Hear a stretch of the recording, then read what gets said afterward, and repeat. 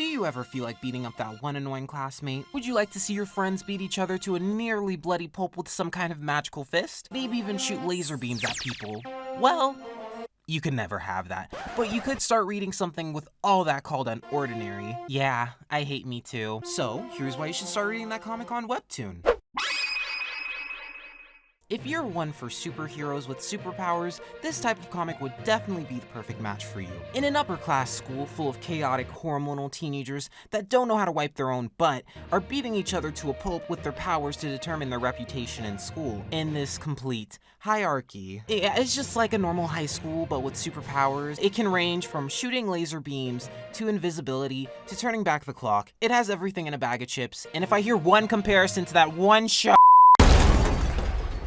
in this compelling story, it takes place in Woolston Private High School, an upper-class school, and they basically have to stay in dorms. And I've mentioned that it's kind of set up like a kingdom. They have a king whose name is Arlo, and they have like their little peasants, in my words, like Blyke, Eisen, and more, but it's as chaotic as an animal escaping a zoo. Bullying is very prominent, and they determine their strength by number on how powerful their ability is, and how they can scare people. And we have our lovely main character John transferring to the school, wink wink, and starts changing things for the better, or the worse.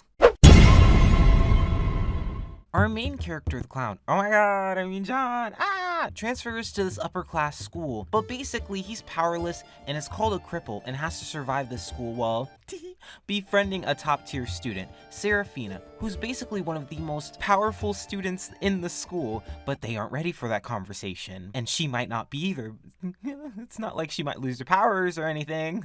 And she sort of distances herself from everyone and becomes his best friend. For now, John has to navigate through this school and stay away from trouble, but even the King Arlo can't help but notice him.